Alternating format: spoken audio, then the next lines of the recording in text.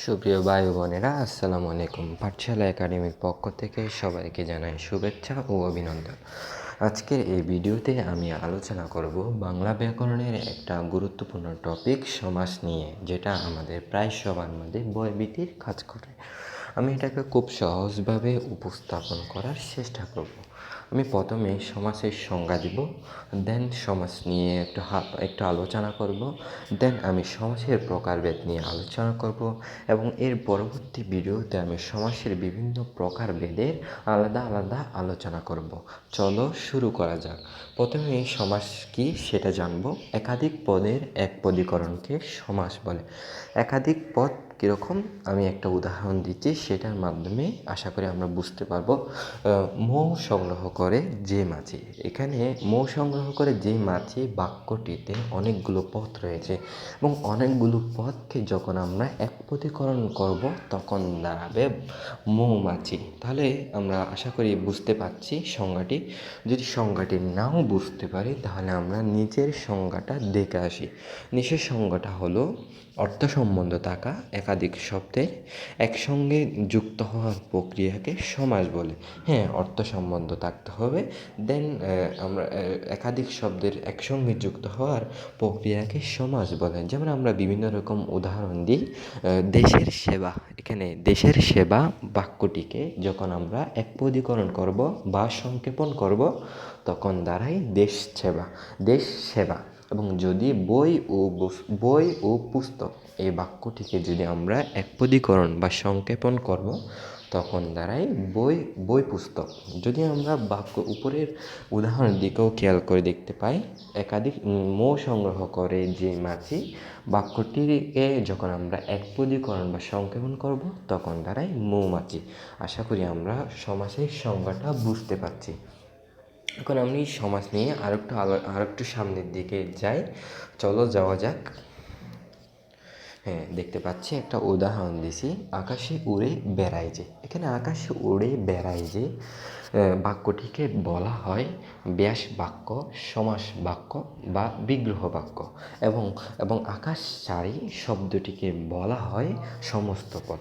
এবং আমরা জানি সমস্ত পদকে বাংলে দুইটা শব্দ পাওয়া যায়, প্রথম অংশ এবং শেষ অংশ। এবং প্রথম অংশকে বলা হয় পূর্বপদ এবং শেষ অংশকে বলা হয় পরপদ বা উত্তরপদ। এবং পূর্বপদ এবং পরপদকে সমন্বিত করে বলা হয় সমসমান পদ। এখানে ব্যাখ্যার দিকে দেখা যাক।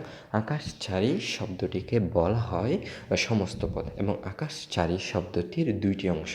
প্রথম অংশ আকাশ, যেটাকে বলা হয় পূর্বপদ, এবং শেষ অংশকে পরপদ বা উত্তরপদ বলা হয়। এবং প্রথম অংশ এবং শেষ অংশকে সমন্বিত করে বলা হয় সমসমান পদ। আশা করি আমরা বুঝতে পারছি। এখন আমরা সমাসের অর্থ জানব। সমাস শব্দের অর্থ হচ্ছে একপদীকরণ, সংক্ষেপণ, পদের মিলন। একপদীকরণ মানে কি, এখানে আমি উদাহরণ যেটা দিছি সেটার দিকে একটু দেখা যাক। আকাশে উড়ে বেড়ায় যে, এখানে আকাশে উড়ে বেড়ায় যে, এখানে অনেকগুলো পদ রয়েছে এবং অনেকগুলো পদের একপদীকরণ যখন হয় তখন হয় আকাশচারী। এবং সংক্ষেপণ জিনিসটাকে, সংক্ষেপণ মানে হচ্ছে অনেক একটা হিউজ পরিমাণ জিনিসকে একটা শব্দের মাধ্যমে প্রকাশ করা। যেমন এখানে উদাহরণটা দেখতে পাচ্ছি, আকাশে উড়ে বেড়ায় যে। এখানে বাক্যটিতে অনেকগুলো শব্দ রয়েছে এবং সবগুলো শব্দকে একটা শব্দের মাধ্যমে রূপান্তর হচ্ছে সংক্ষেপণ, সেটা হলো আকাশচারী। এবং পদের মিলন, এখানে অনেকগুলো পদ রয়েছে, সবগুলো পদের একটার সাথে একটা মিলনের মাধ্যমে আকাশচারী হয়েছে। আশা করি আমরা সমাস শব্দের অর্থ বুঝতে পারছি। এবং সমাস হচ্ছে 6 ভাগে বিভক্ত, এবং সমাস 6 ভাগে বিভক্ত কী কী সেটা একটু জেনে নেওয়া যাক।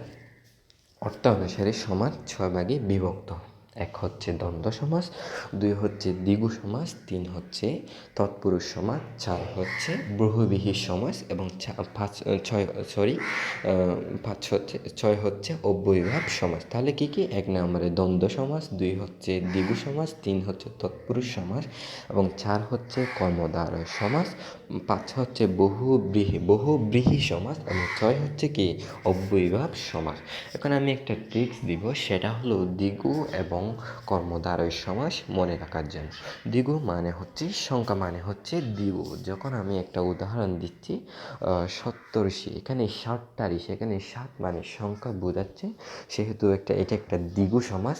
এবং কর্মদ্বার তুলনা মানে হচ্ছে কর্মদ্বারের সমাস। যদি আমি একটা উদাহরণ দিই, কাজল কালো, কাজলের নেই কালো, এটাও একটা কর্মদ্বারয় সমাস। আশা করি আমরা ভিডিওটা দেখে সমাসের এতটুকু আলোচনা বুঝতে পারছি। পরের ভিডিওতে আমি সমাসের বিভিন্ন প্রকারভেদ নিয়ে আলোচনা করব। ধন্যবাদ সবাইকে।